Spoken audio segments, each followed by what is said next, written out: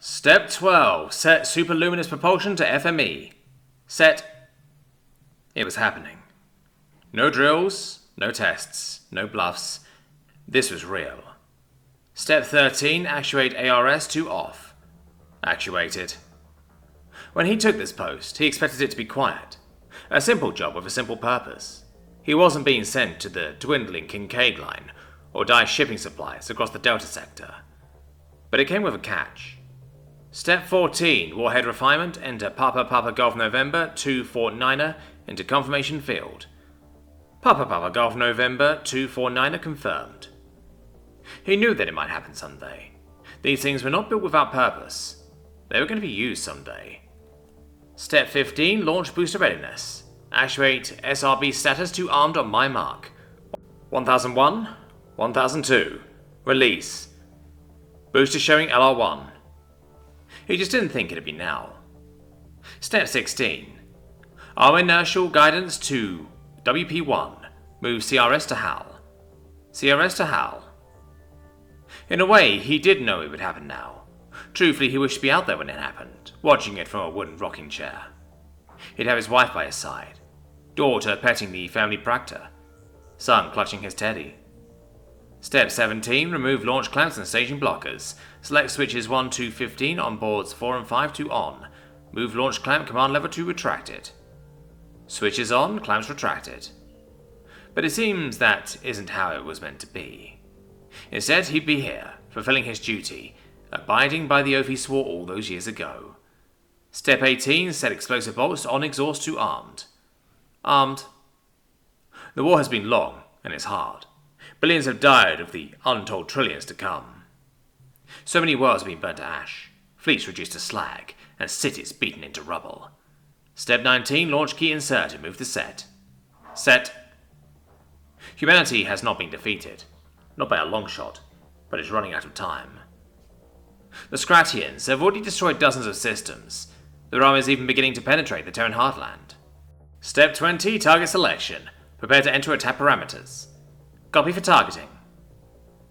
It wasn't that their tactics were becoming ineffective, nor their soldiers weak, or their will faltering. No.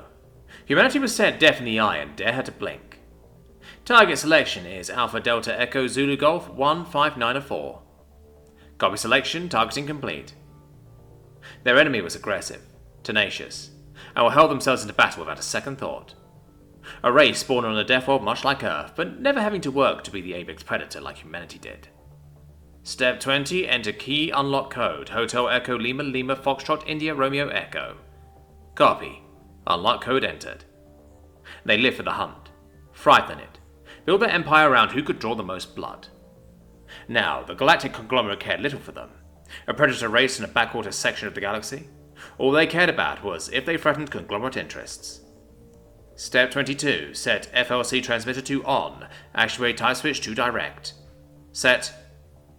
Of course, their mere existence threatened their interests, but so did humanity's. Why waste precious fleets and even more precious lives when simple biology would cause the two to wipe each other out? Step 23. Launch action at this time. Hands on keys. He looked over to his deputy beside him. She looked back with a blank stare, obediently awaiting orders. Within her eyes, he could see the turmoil within. He wondered if he had the same. Turn on my mark. 3, 2, 1, mark. Lights on the board in front of them turned yellow, then green. The man watching as his squadron took flight. Hold and release. I have FLC message transmit. He looked over, noticing the slight waver in her voice. Turning back, he focused his eyes on his console, forcibly keeping his mind on the procedure. Missiles 1 through 15 away.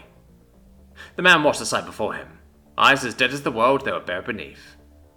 Step 24. Actuate ICS frequency to fired. ICS status fired. He leaned back in his chair, cloth sagging as he deflated. The man reached forward, hand trembling, as he grasped a small, damning object. Step 25. Remove launch keys and await further orders. It was done. There was no going back now. Whoever shall judge my soul, he prayed, forgive me. Across a barren world forgotten in the vast expanse of Terran space, great tungsten doors slid open with enough force to level a building. The deepest pits of hell opened as fire belched from deep below. Rising out came a monstrous metal beast, its design archaic yet modern.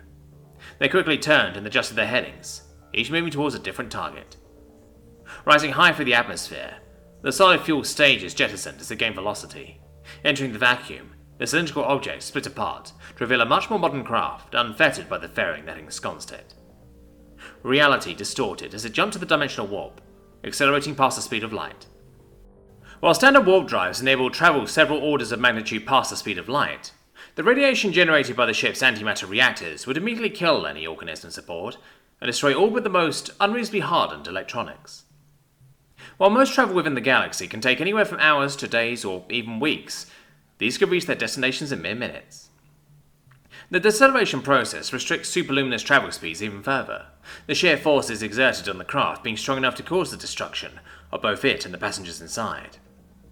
It's a good thing that these are not bound by such restrictions. Reaching its destination, the missile disintegrated as it slowed, reactor and propulsion units crushed and torn into molecules.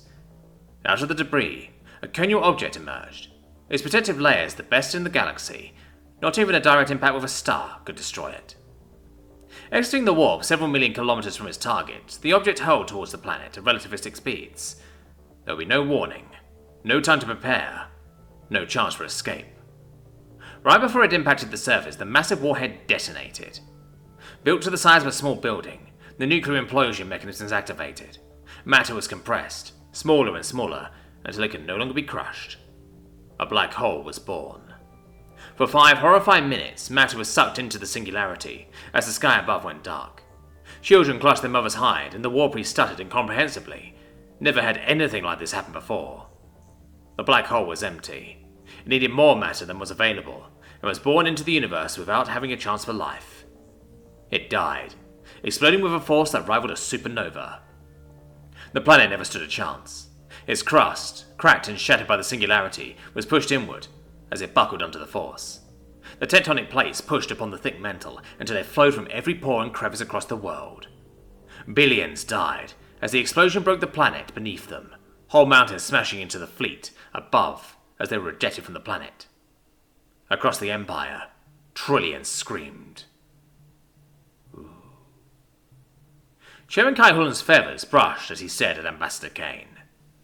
The humans stared at him with their predatory gaze. Every instinct screamed for him to run. His face betrayed no emotion, no remorse. Dancing eternal currents turned a sickly colour beside him, the brightly coloured scales of the female Jixi now lacking their polished charm.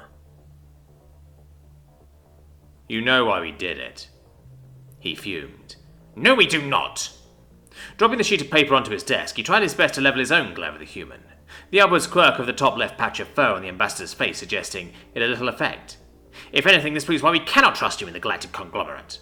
We let your species exist 100 cycles ago because you seemed so eager to let go of your backwards predator ways. It seems we were wrong. If anything, that only seemed to amuse him. The apex predator bore his teeth in that cursed smile of theirs, and the chairman could see several other committee members physically force themselves not to run. Tell me, Chairman, what would you have done in our situation? Our very survival was at stake. Surely you're not questioning that. Angered, he said, our problem is not that you did it. Is that you Terrans are backwards enough and so entrenched in your bloodthirsty ways that you even thought to create such weapons. Now, normally I'd be more than happy to see trillions of those disgusting Scratchians die, but the fact of the matter is you destroyed over 153 systems. He continued. You Terrans have created a weapon that can destroy a planet, and can be used with little to no warning. Nowhere is safe now. My hatchlings must now go to bed fearing for their lives, praying to the All-Mother that their planet isn't next. Why should the conglomerate even let you warmongering humans exist? The ambassador sighed, seemingly more disappointed than anything. With a lazy smile, he looked towards the chairman. And then what? You attack, and now your systems are destroyed. Those weapons are an insurance policy, a tool of last resort to use when all options have failed. The Federation is neither the largest nor the most powerful state in the galaxy, and it is a state of majorly sentient predator in a galaxy of prey. Mr. Chairman, I do not believe you understand how vulnerable we are. Confused, Kai-Hullen pressed further. Then why say this? Why admit you are weak? What's stopping us from simply attacking and wiping out your measly Federation? The ambassador broke into a laugh.